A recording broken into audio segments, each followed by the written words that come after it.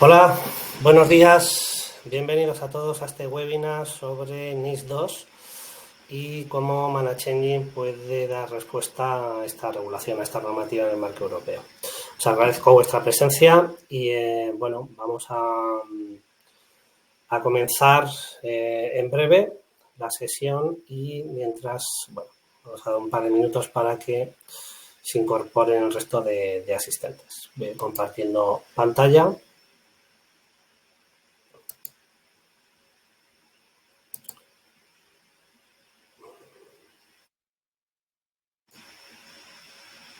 Vale, espero que tengáis visibilidad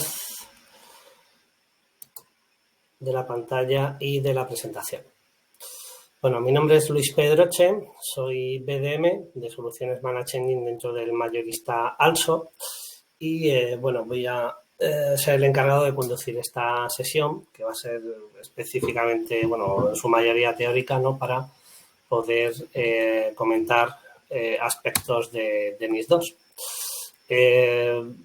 La ponencia, digamos, o la sesión la dividiremos en 4 apartados. En primer lugar, daremos una introducción a lo que es NIS2 a nivel de normativa, ciertos aspectos interesantes a tener en cuenta, y focalizaremos dentro de los diferentes capítulos de la NIS2, en el capítulo especialmente dedicado a las medidas de seguridad, cómo podríamos enfocarlas en 3 áreas claves dentro de cualquier estrategia de ciberseguridad en las empresas, como puede ser la gestión de identidades o IGA, la gestión de cuentas privilegiadas, es decir, entornos PAM, y la gestión de incidentes de seguridad a través de soluciones SIEM.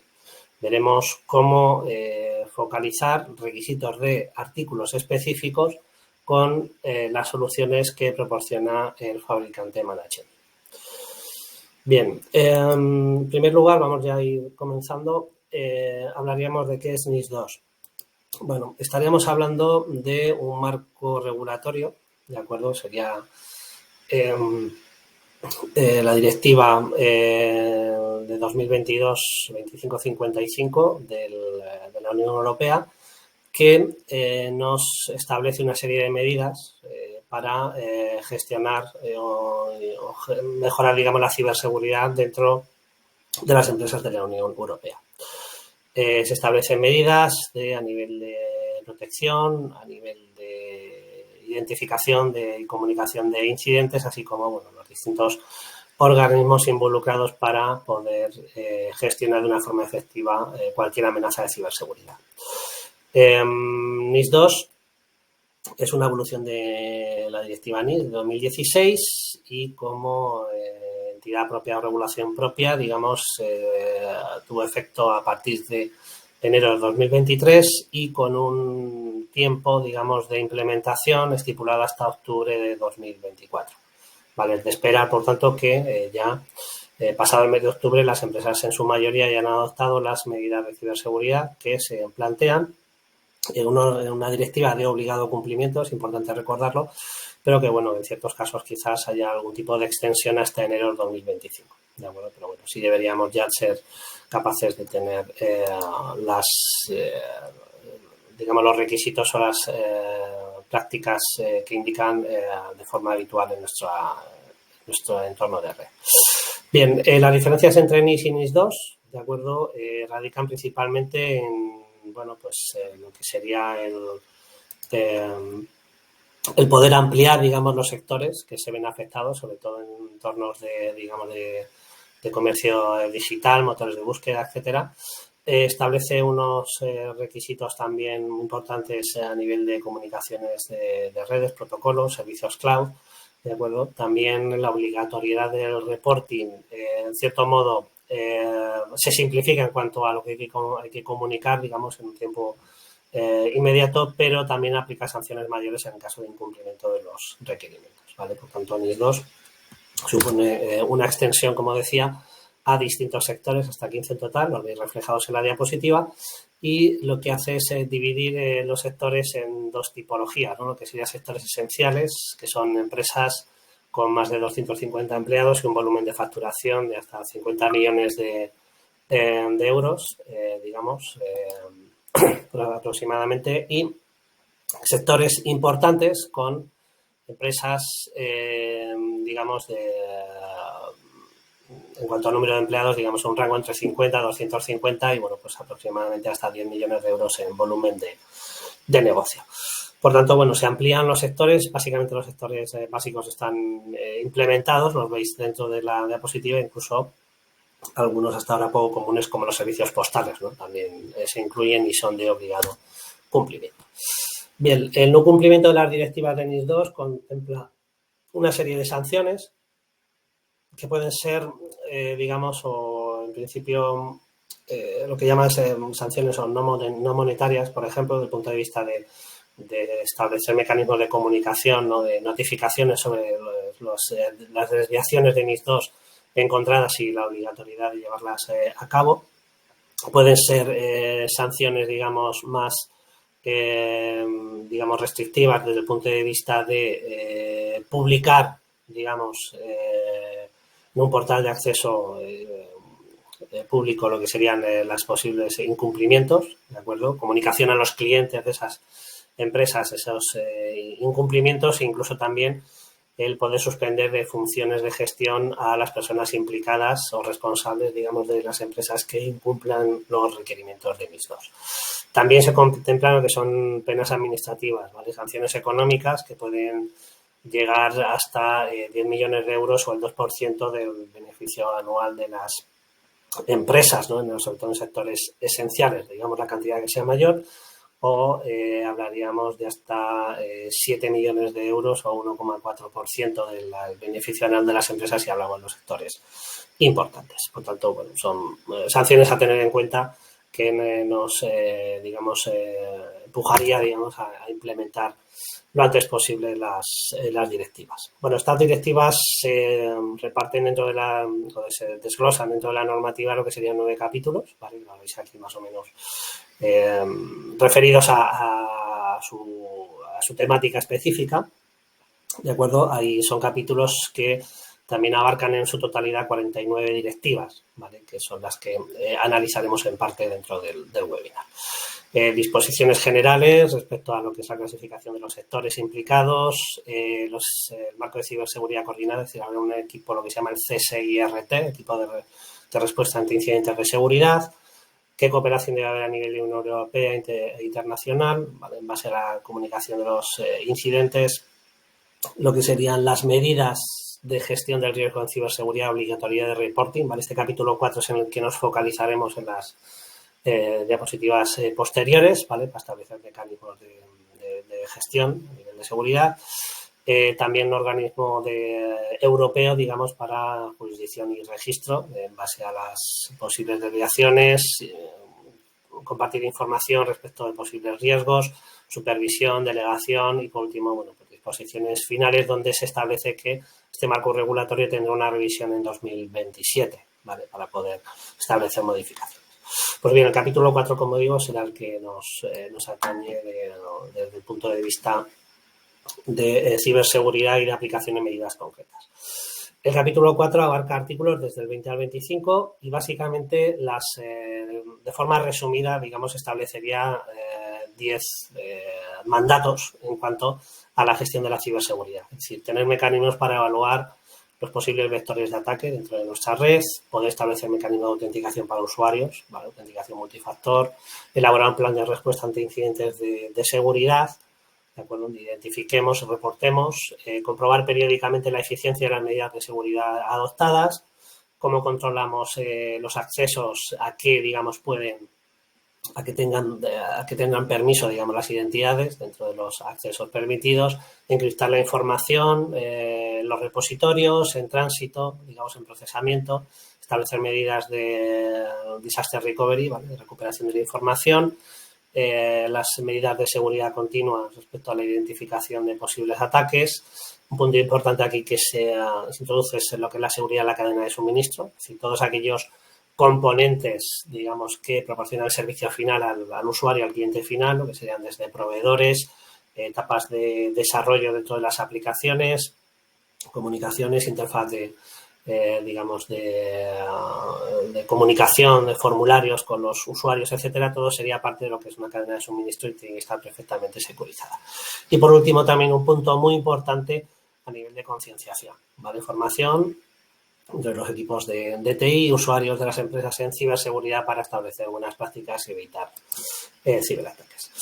Bien, pasamos a lo que es ya la aplicación, digamos, dentro de ese capítulo 4, fundamentalmente lo que atañe a gestión de identidades y accesos, ¿vale? También haremos referencia a otros artículos fuera de ese capítulo 4, ¿de acuerdo? Pero será, como decía, el que nos centraremos. Bien, IGA es el concepto de gobernanza y administración de las identidades, ¿vale? Dentro de cualquier estrategia de seguridad, siempre la identidad es lo primero, es decir, las identidades son aquellos elementos físicos, lógicos, que acceden, digamos, a nuestro entorno de red, nuestro entorno de aplicaciones, sean on-premise, sean cloud, igual tipo de arquitectura, y una vez accedidas podrán tener capacidad de consulta, de modificación, de gestión, en definitiva, por lo tanto, es un punto clave en la estrategia de ciberseguridad, ¿vale? El concepto IGA es una extensión del concepto anterior de IAM, de Identity and Access Management.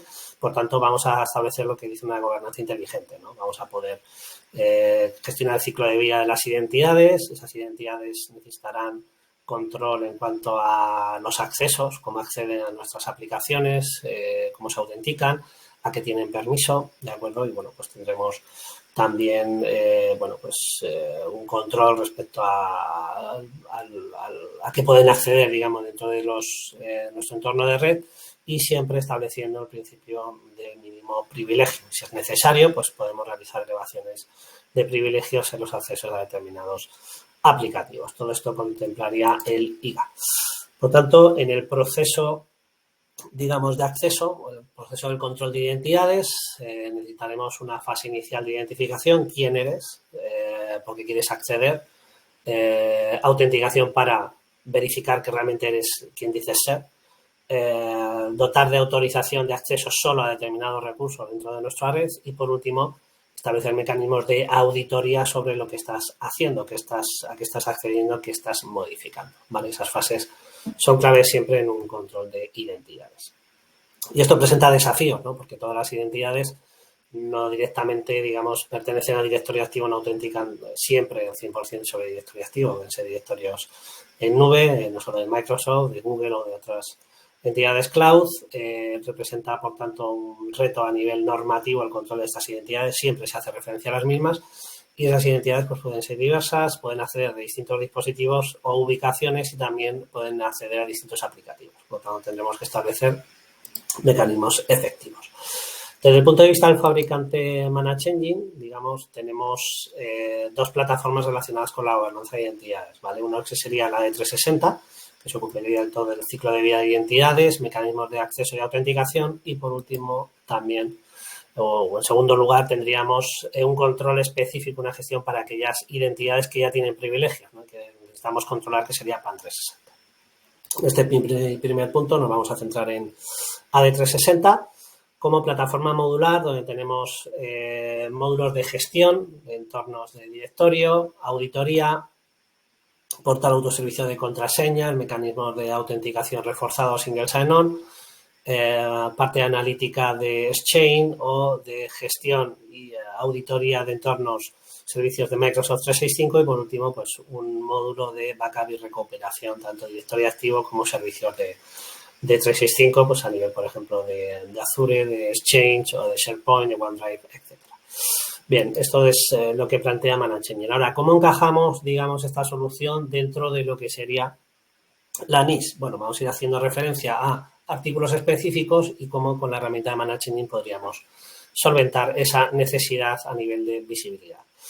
Bien, en primer lugar, el artículo 11.3a, ¿vale? En definitiva, lo que contempla es tener un control de los activos digitales, ¿vale? Desde el punto de vista de identidades, estaríamos hablando al tener un control de las cuentas de usuario que acceden a mis directorios de on-premise o cloud de AD o de 365. Entonces, con plataforma de 360 podríamos tener, por ejemplo, inventario de usuarios dentro de directorio activo o también inventario de usuarios, por ejemplo, dentro de Microsoft 365. Esto es un ejemplo de informes. Tendríamos luego otros informes más específicos, por ejemplo, donde me liste usuarios con determinados atributos, usuarios que pertenecen, por ejemplo, a grupos de seguridad, en Microsoft 365 usuarios que tienen licencia asignada, ¿vale? Ese tipo de informes me ofrecería un inventario completo, digamos, de la gestión de estas identidades.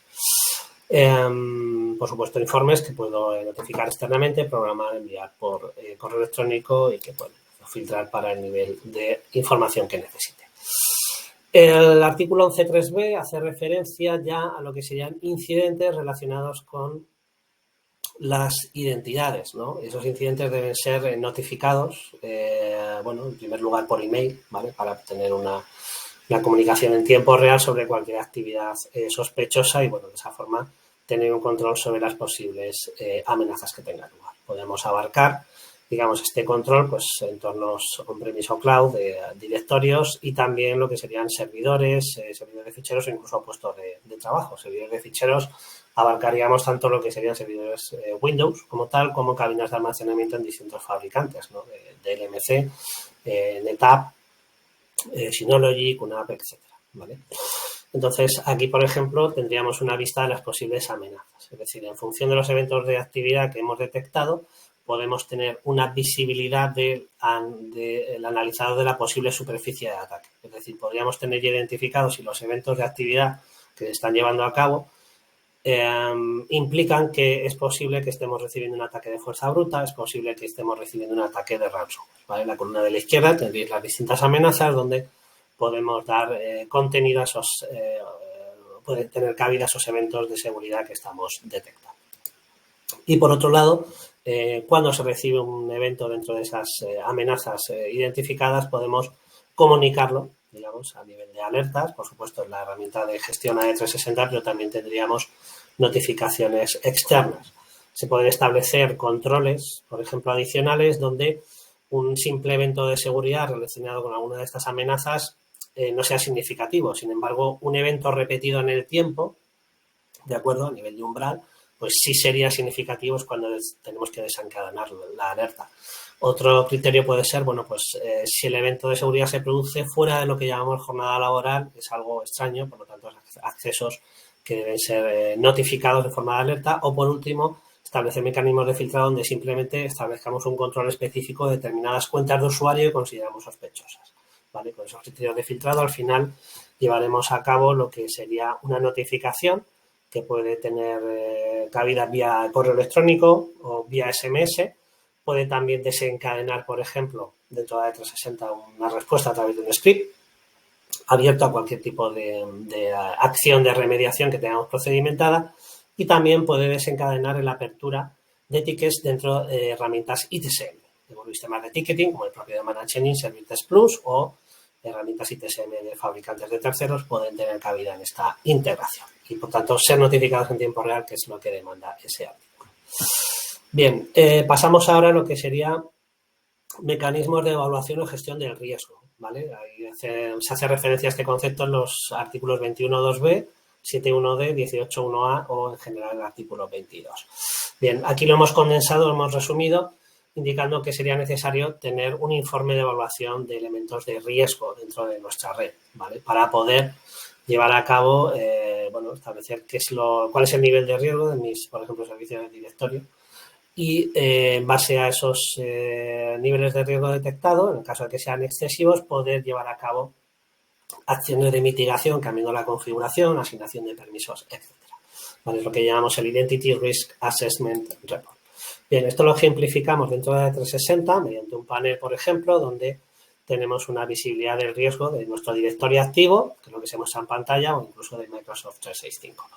En este caso estamos hablando de un volumen de riesgo, bueno, no elevado, 34/100, y ese cálculo se basa en una serie de indicadores donde estamos teniendo en cuenta, por ejemplo, a nivel de objetos de usuario, cuáles son las cuentas inactivas, por ejemplo, usuarios que no han cambiado su contraseña, digamos, en un tiempo determinado.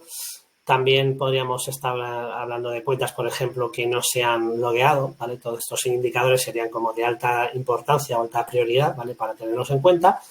Y también tendríamos posibilidad de controlar otro tipo de objetos, equipos, grupos, por ejemplo, pues la presencia o no de grupos de usuarios en grupos de seguridad, grupos vacíos que tengan privilegios, o lo que serían políticas, por ejemplo, y habría indicadores sobre políticas, por ejemplo, que no hayan sido vinculadas con ningún tipo de objeto, ¿vale? Todos esos indicadores al final van a tener una determinada prioridad y, digamos, un peso, digamos, en la puntuación total de lo que sería el nivel de riesgo del directorio activo o de Microsoft 365. Sobre cada indicador de riesgo tenemos una información detallada, ¿vale? Porque se establece esta puntuación de ese indicador y también un punto importante es la de referencia a marcos de seguridad como Mitre Attack o ANSI para poder indicarnos cuál sería la remediación de ese indicador de riesgo, ¿vale? Que es lo que tendríamos que realizar. Por tanto, un informe de asesoramiento realmente completo en este sentido. Bien, pasamos ahora a lo que sería el artículo 21.2c, ¿vale? Estamos siguiendo como, digamos, un orden creciente de artículos en la medida de lo posible, ¿vale? Que las referencias a veces son cruzadas, con el objetivo de que sea más fácil ese seguimiento. Hemos empezado del 11, de acuerdo, hemos subido ahora al artículo 21 en sus distintos epígrafes. Concretamente el 21.2c nos habla de la necesidad de copias de seguridad y restauración de entornos de identidades, ¿no? En este caso, bien, pues hablaríamos de entornos de directorio activo, Azure AD, servicios Microsoft 365, Google Workspace incluso, ¿vale? Zonas de Exchange. Entonces, este requisito lo cubre AD 360 con su módulo de backup y restauración, donde puedo realizar pues, backups de objetos como podrían ser las cuentas de usuarios, pero también grupos, equipos, políticas, contenedores, DNS. Todo podríamos tenerlo salvaguardado. Establecer también una comparación entre qué diferencias hay entre distintas copias de seguridad llevadas a cabo con el objetivo de que realicemos posteriormente una restauración de esos objetos en caso necesario, ¿vale? Pueden ser restauraciones de objetos específicos, ¿vale? De forma general, digamos, con todos sus atributos, o también podría ser restauración de granular de determinados atributos, ¿vale? Entonces podríamos también tener una identificación, por ejemplo, a nivel de objeto de usuario, pues en este caso en la diapositiva podéis ver, bueno, pues las distintas copias de seguridad con las que se han llevado a cabo y, bueno, cuáles son los cambios, digamos, respecto de la versión anterior respecto del estado, ¿no? del objeto. Entonces podríamos realmente establecer un control muy granular de qué es lo que queremos restaurar, ¿vale? La restauración tendría que ver pues objetos que han borrado accidentalmente y luego también elegir, digamos, un estado de configuración de un tiempo pasado para poderlo restaurar sobre el directorio activo en este caso, cuentas de Microsoft 365 o lo que serían, bueno, pues también buzones de Exchange, ficheros de OneDrive, de SharePoint, por ejemplo, o la parte de Google Workspace. Bien, pasamos ahora a lo que sería el artículo 21.2i. En este caso, hablaríamos del control seguro en el acceso a los sistemas, ¿vale? En este control lo que implicaría en este ámbito, en esta directiva, sería que tenemos que verificar si los permisos, digamos, otorgados a los usuarios en el acceso a los recursos de nuestra red, digamos, son adecuados o no. Hablaríamos aquí del concepto de Access Certification Campaign, que en la de 360 significa llevar a cabo una programación de revisiones de permisos dentro, por ejemplo, de nuestro directorio activo para verificar si son adecuados y poder llevar a cabo pues, una posible modificación de esos permisos. En este caso, en la de 360 podríamos, por ejemplo, establecer una revisión de objetos de usuario en relación a pertenencia a grupos, por ejemplo, o permisos sobre directorios compartidos en servidores de ficheros, ¿vale? ¿Qué tipo de permisos vamos a revisar? Control total, lectura, escritura. Lo mismo podríamos llevar a cabo ese control sobre, por ejemplo, cuentas de usuario en Microsoft 365, pertenencia a grupos, roles asignados o acceso a aplicaciones asignadas. ¿De acuerdo? Establecemos, por tanto,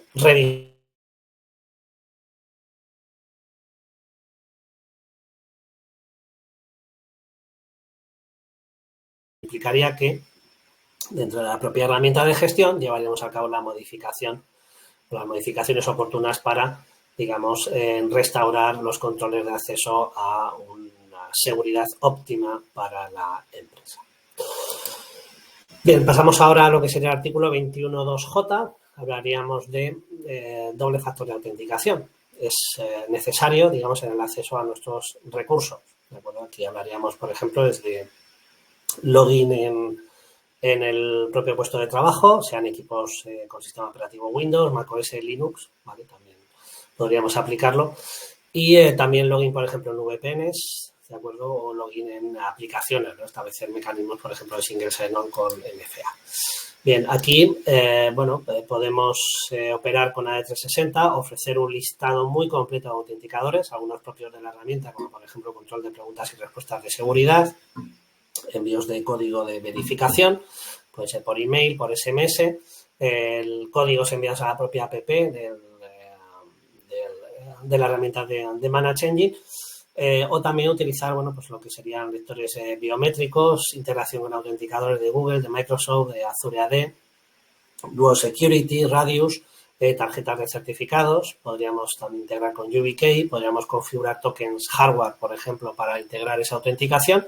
En fin, definimos o damos de alta, integramos AD360 con esos autenticadores que queremos aplicar y luego configuramos cómo se aplican dependiendo de la función que proporcionemos al usuario. Por ejemplo, una función básica dentro de AD360 de cara al usuario es el autoservicio de contraseña, es decir, se olvida de sus contraseñas de acceso en su cuenta de dominio y podemos proporcionar un portal o un acceso en su pantalla de login para que realice ese reseteo y que supere unos factores de autenticación. Y esos pueden ser específicos para unos usuarios determinados. Para otros podemos exigir otros autenticadores totalmente diferentes. También la parte del acceso a recursos, ¿no? Lo que sería acceso a inicio de sesión en su máquina, accesos a OWA, accesos a VPNs, aquí compatible con cualquier proveedor de VPN que soporte autenticación Radius, o también doble factor de autenticación para acceso a aplicaciones cloud, ¿vale? Donde AD Service actuaría,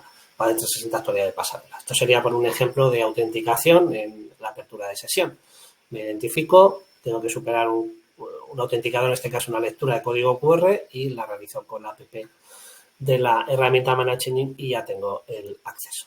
¿De acuerdo? Todo esto es algo recomendado. También un punto importante aquí a mencionar sería para estas funciones, digamos, de autoservicio contraseñas, MFA en el acceso desde mi puesto de trabajo podríamos configurar lo que se llama accesos condicionales, ¿vale? Es decir, te permito realizar esas funciones, esas tareas, siempre y cuando accedas desde un rango de IPs específico, desde un dispositivo específico, a unas horas específicas y desde una ubicación específica.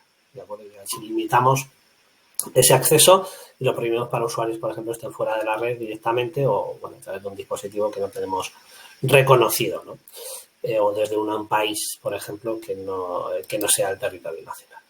Bueno, todo esto han sido ejemplos focalizados en los artículos de NIS relacionados con la gestión de identidades, ¿vale? AD360 lleva a cabo también otras funciones adicionales para poder establecer automatizaciones, flujos de aprobación en todas esas tareas de gestión, una delegación, ¿vale? Pues si queremos, por ejemplo, delegar en recursos humanos ciertos procesos simples de alta de usuarios en ese proceso inicial de aprovisionamiento individual, masivo, donde nosotros luego vemos una capa adicional de seguridad ya seleccionando accesos y permisos, en fin, una gestión integral de las identidades. Todo ello en AD360.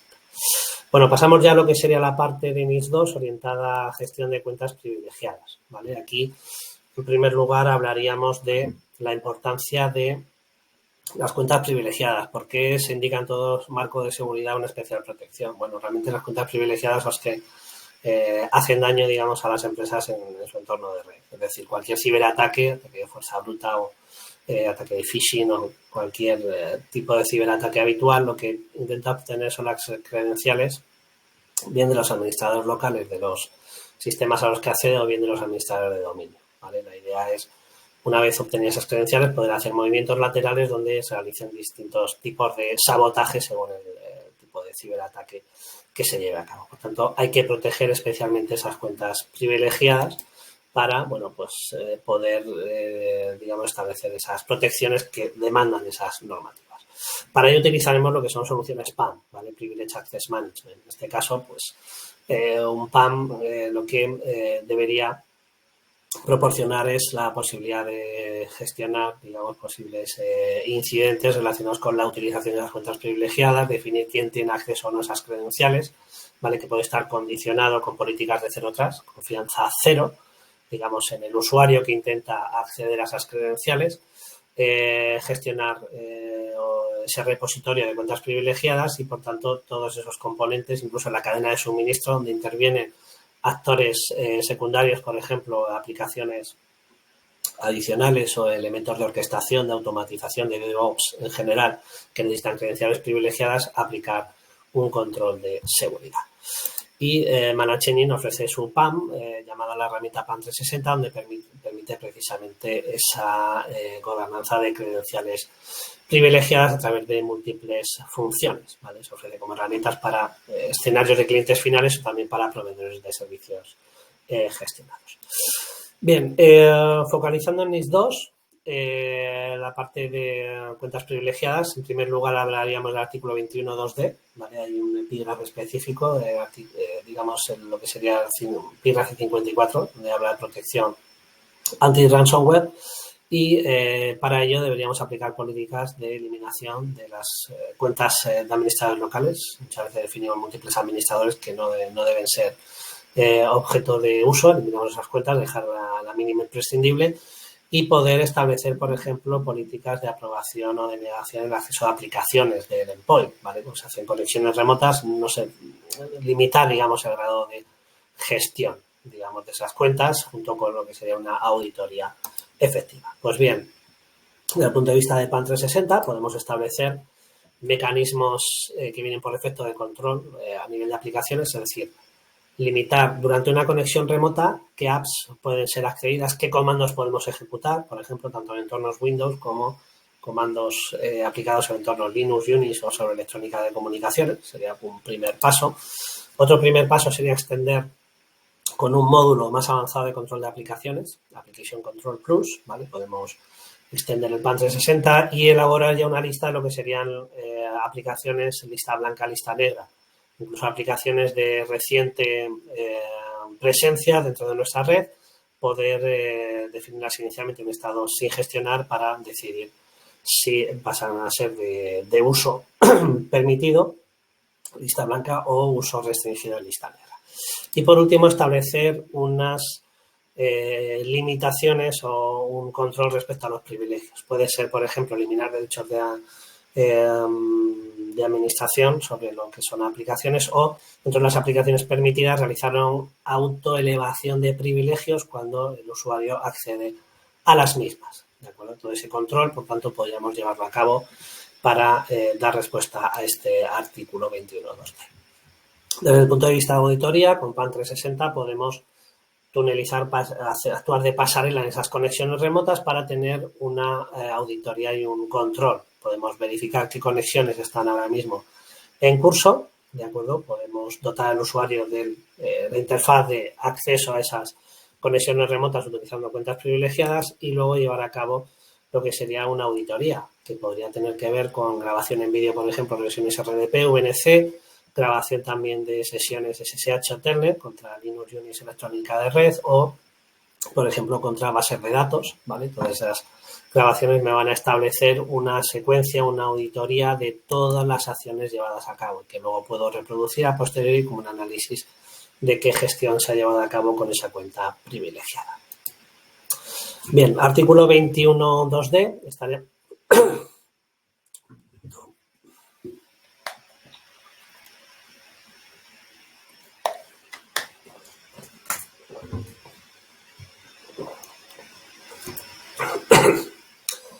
Sí, disculpad.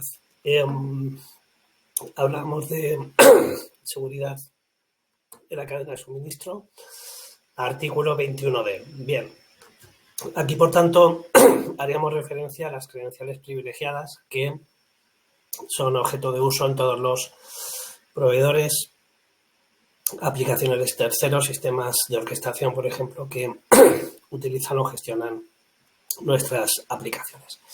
Por tanto, aquí, bueno, hablaríamos de, por ejemplo, de establecer un repositorio de las cuentas privilegiadas, un repositorio securizado, donde establecemos mecanismos de encriptación, es decir, todas las credenciales privilegiadas están almacenadas en una base de datos encriptado con sistema o cifrado AES de 256 bits, información en tránsito también protegida, protocolos HTTPS y, por tanto, repositorio seguro de esas credenciales.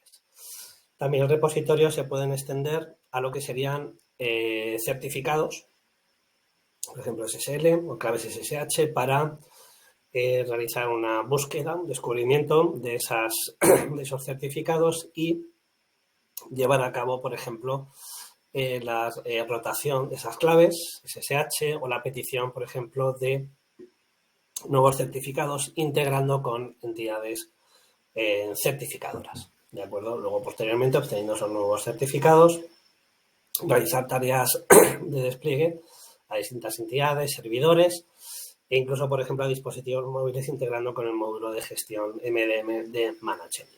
Bien. El inventario de esas credenciales puede ser aprovisionado bien de forma manual, mediante importación de CSVs, integración, por ejemplo, con otros elementos o aplicaciones como KeePass, o también mediante un descubrimiento de red, de acuerdo, de dominios Windows, direcciones IPs, los distintos tipos de servidores, dispositivos, etcétera, podrán ser sondeados para definir e inventariar esas credenciales privilegiadas. A partir de ahí decidiremos cuáles controlamos y cuáles damos o compartimos con los diferentes usuarios, ¿vale? En modo lectura, ¿vale? Permitimos o no, compartimos esa credencial con distintos usuarios o grupos con el objetivo de que puedan hacer uso de ella para lanzar una conexión remota. Esa conexión remota luego puede ser, digamos, tunelizada desde la herramienta, incluso protegida desde el punto de vista de credenciales. Es decir, podríamos llegar a que un usuario lanza una conexión remota a un administrador local de la máquina, pero sin conocer la contraseña de esa cuenta privilegiada, de acuerdo, de llevarla a cabo. Luego también otra función a la que hacía referencia ese artículo, el 21.2d, sería a la rotación de esas credenciales. Podemos establecer mecanismos bajo demanda o programados, ¿vale?, para llevar a cabo esa rotación de, por ejemplo, credenciales de locales o de dominio en sistemas Windows, sistemas Linux, electrónica de red o incluso, por ejemplo, en entornos cloud de Azure, por ejemplo, o Amazon AWS. ¿De acuerdo? Con ello pues tendremos una rotación que en último término incluso también lo podríamos establecer al finalizar las sesiones privilegiadas. ¿De acuerdo? Finalizar la sesión, automáticamente PAN360 rota la cuenta privilegiada. En el caso de que hubiera tenido visibilidad al usuario, pues automáticamente queda cambiada y protegida. Bien, respecto a la cadena de suministro, hacía referencia también a las herramientas de DevOps, ¿vale? Entonces tenemos herramientas de automatización, lo que serían entornos de desarrollo, de acuerdo, que necesitan credenciales privilegiadas. La recomendación siempre es no embeber en el código lo que sería la cuenta privilegiada, usuario contraseña necesario para realizar la acción, el acceso a la aplicación, la modificación oportuna. Por tanto, para todas estas herramientas de desarrollo de automatización, utilizar el PAM, digamos, como referencia para obtener la credencial e inyectarla dentro del recurso al que se accede. Hay integraciones con herramientas de automatización conocidas, ahí veis bueno, pues, lo que sería Jenkins, Chef, Puppet o Ansible, y también, bueno, pues contenedores Kubernetes, orquestación Automation Anywhere o Cortex, por ejemplo, ¿no? También PAN360 proporciona un entorno de desarrollo de la aplicación, lo que sería un SDK, o también APIs para aplicaciones en general, digamos, que necesiten acceder a otra aplicación, bueno, pues que utilicen PAN360 como consulta de las identidades privilegiadas. Bien, el artículo 21.2g hablaría de prácticas básicas de ciberhigiene, ¿vale? Llama ese concepto, en el cual, bueno, pues buenas prácticas de gestión de las identidades es, a nivel de privilegios, es establecer pues el privilegio mínimo. Es decir, es preferible dotar esas identidades sin privilegios de inicio y en el momento en que necesiten un acceso a los determinados recursos o aplicaciones, realizar una elevación de privilegios sobre la marcha, ¿vale? También, bueno, copias de seguridad para poder restaurarlas en caso necesario. Pues bien, aquí tendríamos, por ejemplo, en primer lugar, mecanismos en PAN360 de control de acceso, es decir, me tienen que solicitar el acceso a una credencial privilegiada para lanzar la conexión remota a un recurso, sea un aplicativo, un sistema, un dispositivo. Pues bien, yo tengo que establecer mecanismos de aprobación, necesitaré a lo mejor una justificación, puedo, por ejemplo, limitar el tiempo de conexión, que durante el cual se va a tener acceso a la credencial privilegiada y marcar que después de la conexión se realice la rotación de esa contraseña, ¿vale? Esa aprobación podría estar ligada a lo que serían elevación de privilegios, lo que llama just in time, privilege elevation. Esto quiere decir que solo durante la conexión el sistema de gestión de identidades va a elevar el privilegio de la cuenta utilizada en la conexión con el recurso, ¿vale? Al finalizar la conexión, el recurso o la cuenta utilizada, mejor dicho, la cuenta privilegiada vuelve a su nivel de privilegio, anterior, ¿vale? Esto lo puede hacer PAN360 directamente sobre cuentas de administradores locales, por ejemplo, de los sistemas, ¿de acuerdo? Y también tenemos, por ejemplo, para cuentas de dominio, integración con la plataforma de 360 que hemos comentado previamente, que contiene un gestor de cuentas, para que durante la conexión esa cuenta de dominio, digamos, la eleve a un nivel de privilegio de los administradores o de dominio o grupos de seguridad. Solo durante la conexión. Finaliza la conexión y esa cuenta vuelve a nivel de usuarios de dominio, digamos, el grupo al que pertenecía sin privilegios. ¿De acuerdo? Bien, y luego la referencia al backup de credenciales. Aquí estaremos hablando pues, de poder realizar backups, ¿vale? La propia herramienta es una herramienta de on-premise, donde la base de datos SQL o PostgreSQL donde reside la información puede ser salvaguardada de forma periódica bajo demanda, pero también podemos integrar con repositorios en cloud, por ejemplo, como Dropbox, Amazon Web Services S3 o Box. ¿De acuerdo? Serían repositorios en los cuales ubicar, digamos, esa información o el último término en un HTML encriptado. Bien, la parte de ciberhigiene, seguimos con el artículo 21.2G, pero ahora otro epígrafe donde ahora habla de, en vez de políticas de ciberhigiene para infraestructura para usuarios, ¿vale? Estaríamos hablando aquí de lo que sería aplicar principios de Zero Trust y o incluso doble factor de autenticación para el acceso a esas identidades privilegiadas, ¿de acuerdo? Entonces, el concepto de Zero Trust aquí lo implementamos en ese acceso a cuentas privilegiadas. Esto quiere decir que instalamos un agente dentro de lo que es el puesto de trabajo del usuario y elaboramos una serie, o valoramos una serie de indicadores, tanto del usuario como del equipo. El usuario, por ejemplo, tiene eventos de fallos de login, ¿de acuerdo? O de intentos de acceso fuera de las horas corporativas. El dispositivo desde el que accede tiene todos los parches de seguridad, tiene una versión de sistema operativo adecuada. Por ejemplo, ese tipo de indicadores conllevan la identificación de una puntuación de riesgo. Y en función de esa puntuación de riesgo, voy a decidir si dentro del PAN360 va a tener acceso a funciones de sesiones remotas en sus distintas modalidades, si va a tener acceso a funciones de reseteo de contraseñas, si va a poder realizar acceso a recursos en redes remotas mediante servidores de salto, que también es posible dentro del PAN360, en fin, esa política de Zero Trust respecto a lo que es el uso de identidades privilegiadas. También tendríamos mecanismos de acceso protegido al entorno del PAN360, ¿vale? Mediante autenticación con distintos directorios on-premise o en nube, con mecanismos de single sign-on basados en SAML, Radius, tarjetas de certificados u otros autenticadores de doble factor como lo que veis en pantalla, Google, Microsoft, Okta, Oracle, Radius, UbiK, Duo, etc. ¿De acuerdo? Bien, pasamos a lo que sería la gestión de incidentes, en este caso de la actividad de las sesiones privilegiadas, ¿vale? El epígrafe 102. Entonces, en este caso, bueno, pues tendríamos la posibilidad de alertar en PAN360 notificaciones por email o mediante Syslog hacia la herramienta SIEM de cuando se añade una cuenta privilegiada, se cambia, digamos, el mecanismo de compartir con usuarios quién tiene acceso a esa cuenta privilegiada, se cambia esa configuración. Si, por ejemplo, las contraseñas no coinciden en el repositorio y en el recurso, esas notificaciones se pueden enviar, como digo, varias vías, y también establecer lo que sería unas estadísticas de uso de las cuentas privilegiadas para identificar tendencias en este ámbito. Bien, pasamos ya a la última parte de la exposición, estaría relacionada con lo que sería la parte de SIEM.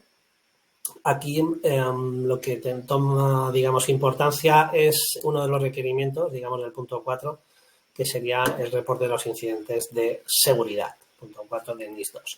Bien, los incidentes de seguridad son importantes, lógicamente, me controlan la actividad dentro de mi red y me identifican precisamente posibles amenazas o posibles ciberataques que se están llevando a cabo, ¿no? Con el objetivo de alertar, clasificarlos y poder dar una respuesta, digamos, directamente a nivel de notificación y a nivel de, por supuesto, remediación de cualquier situación de ciberamenaza. También me serviría para, a posteriori, digamos, del incidente de seguridad, poder hacer un análisis forense de qué pasó y poder tener, digamos, una identificación de cuál fue la secuencia de acontecimientos que desencadenó ese ciberataque, con el objetivo de mejorar, digamos, la configuración y que no tenga lugar en el futuro.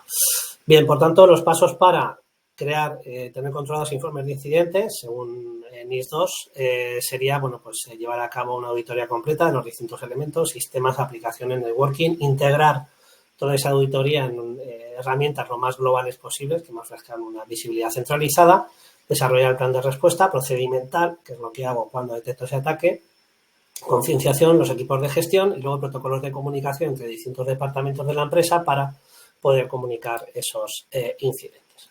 Por tanto, herramientas necesarias, pues un SIEM, lógicamente, Security Information Event Management, con todas sus funciones de la identificación de incidentes y recolección, plataformas de respuesta y sistemas de inteligencia de amenaza, donde me indiquen ya los orígenes de los accesos, IP de origen, por ejemplo, a aplicaciones que acceden de forma externa a nuestra red, identificadas ya como entidades de riesgo o de amenazas mediante, bueno, pues la integración, por ejemplo, con distintos sistemas de vulnerabilidades o de amenazas. Y es importante en este caso volver a reiterar el artículo 23 de la NIS, donde habla de informes de incidentes. Aquí se exige que haya un reporte inicial, por lo menos básico, de que se ha producido un incidente de seguridad en un plazo máximo de 24 horas.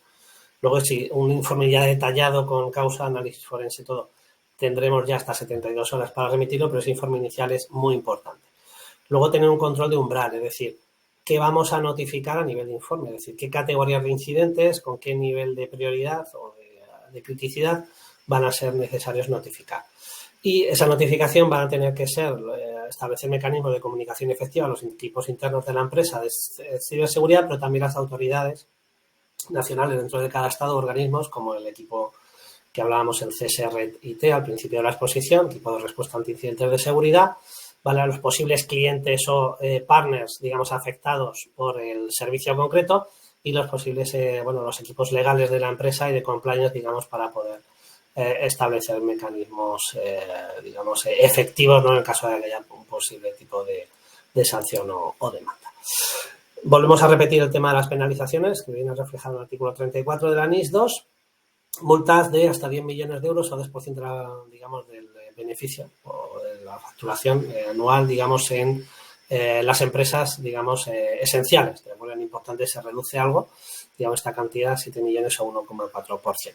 Y luego, pues, los posibles daños reputacionales a nivel de, digamos, publicar, digamos, ese incidente o la no comunicación de ese incidente, digamos, de cara a posibles clientes y demás, y restricciones operativas de la empresa que pueden llevarse a cabo por parte de los organismos competentes. Pues bien, aquí proponemos lo que sería el SIEM de Managed Engine, el Log 360, para poder acometer este tipo de reporting. ¿De acuerdo? Log 360 es una plataforma modular, ¿vale? Todas las de Managed Engine que indican 360, modularidad en cuanto a la identificación o la recolección de eventos de seguridad para identificar amenazas, ataques, poder establecer análisis en tiempo real, poder, digamos, establecer mecanismos de respuesta de lo que sería funciones SOA, lo que sería tener informes adaptados a normativas, incluidos nivel 2, que ahora os comentaré, análisis de comportamientos anómalos de usuarios utilizando inteligencia artificial, sería el WEBA, poder también informes de estado de riesgo, evaluación del riesgo de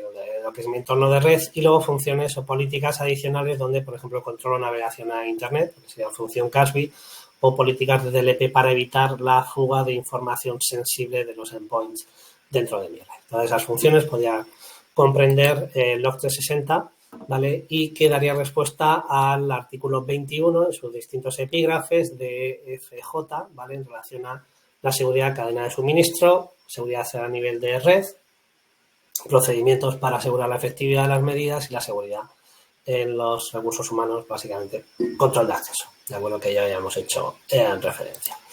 Bien, pues Log 360 tiene un apartado de compliance específico donde ya podéis visualizar un conjunto de informes asociados a algunos de los artículos que hemos comentado, ¿vale? Aquí tenéis, digamos, la visibilidad, por ejemplo, artículo 21.2i, ¿vale? Donde tenemos actividad pues, relacionada con elementos de logón, cambios en contraseñas, la gestión de identidades de aprovisionamiento, bloqueo de identidades de aprovisionamiento, etcétera, de acuerdo, para también tener, bueno, algún informe adicional sobre ficheros, carpetas. Tendríamos también un análisis de la información a nivel de ficheros, con todas sus características, los permisos definidos sobre ficheros, acciones, por ejemplo, sobre entornos cloud de Amazon, AWS, políticas, digamos, de aplicadas a nivel de propiedad de contraseñas, ¿vale? Que también son analizados si son adecuadas o deben ser extendidas. Tendríamos también actividad respecto al uso de las contraseñas en las herramientas PAN 360, por ejemplo, donde bueno, establecemos recursos, control de acceso, password modificadas, etcétera. Tendríamos también la gestión de los administradores de PAN 360, ¿de acuerdo? Y los usuarios que pueden acceder a esta herramienta de gestión de cuentas privilegiadas. Y también, bueno, pues algún artículo adicional con el 21.2d, por ejemplo, a nivel de amenazas, ¿vale? Tenemos también integración con escáneres de vulnerabilidad, Qualys, Nexpose, Nessus, Map, ¿de acuerdo? Todos esos informes de vulnerabilidad también serán reflejados. Y, bueno, pues algunos de esos informes, por ejemplo, referidos a la auditoría detallada de lo que sería, por ejemplo, qué hacen los usuarios dentro del entorno de directorio activo, de 365, de servidores de ficheros, cabinas de almacenamiento, o los informes relacionados con amenazas externas, ¿vale? Los informes de escáneres de vulnerabilidad o lo que serían, por ejemplo, bueno, pues la integración, por ejemplo, con WebRoot también para identificar IPs o dominios web que serían maliciosos. ¿De acuerdo? Bueno, pues todo esto me ofrecería Log 360. Y bueno, pues esto es todo a nivel de visibilidad, ¿vale? O de análisis detallado de lo que podemos ofrecer dentro de Manage Engine para cumplimiento de NIS 2, ¿de acuerdo? En 3 ámbitos fundamentales: gestión de identidades, gestión de cuentas privilegiadas y análisis de incidentes, muy relacionado con la necesidad o la obligatoriedad del reporting ante las autoridades competentes. Bueno, no sé si tenéis alguna cuestión al respecto. La idea es, bueno, pues ayudaros con esta exposición a poder ser conformes a NIS 2, aquellos que seáis empresas finales o aquellos que seáis integradores, consultoras, bueno, pues también tener una base documental que os ayude, digamos, en los servicios que realizáis a vuestros clientes finales. Y bueno, pues queda a vuestra disposición para poder ampliar información o realizar algún tipo de sesión donde veáis en detalle, digamos, las capacidades de estos productos de Manage Engine. Y bueno, pues por mi parte no sé si nada más quiero decir, no sé si tenéis alguna cuestión al respecto y si no, bueno, pues a posteriori lo podemos tratar, ¿de acuerdo? La tabla de requerimientos de NIS 2 tenemos documentos, digamos, sectoriales. Es decir, un poco lo que os he tratado de compartir en la presentación sería la parte de gestión de identidades. Ahora mismo tendría su tabla de requerimientos, los artículos que hemos citado. La parte de PAN 360 tendría sus artículos también referidos y la parte de Log 360. ¿De acuerdo? De momento no hay un documento único de todo Manage Engine donde hable de requerimientos NIS contra soluciones, ¿vale? Como por ejemplo si tenía realizado a nivel de controles CIS, por ejemplo, ¿vale? Pues, bueno, toda la información que tengamos en nuestras manos la facilitaremos para ayudaros en esta labor, ¿de acuerdo? Sí, claro, este evento sí, esto se está grabando y bueno, pues ya el equipo de marketing se ocupará de difundiros la grabación. Siento el corte a mitad de exposición, mi voz, bueno, pues estoy acostumbrada a estar hablando todo el rato y bueno, pues mi voz no soporta y bueno, espero que la interrupción no os haya sido molesta, ¿de acuerdo? Integraciones con otras ISOs, bueno, en Log 360 tenéis visibilidad, por ejemplo, a nivel de lo que sería compliance también con otras normativas, ¿no? Voy a enseñaros un momento la consola en estos 2 minutos, ¿vale? Que nos quedan. Un segundo y vamos a ver si se puede mostrar.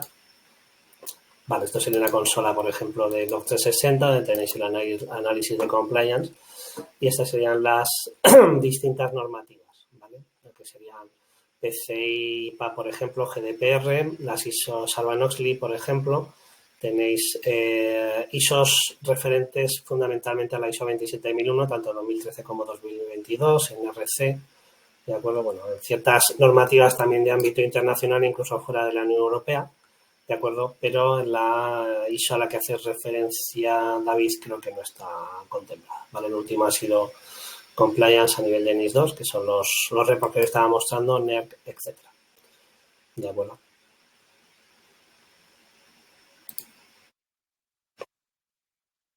Muy bien. Bueno, pues nada, encantado de haber compartido este rato con vosotros. Seguimos en contacto. Espero que os haya resultado en parte interesante y nada, gracias a todos por vuestra presencia. ¿De acuerdo? Muchas gracias, que tengáis buen día. Adiós.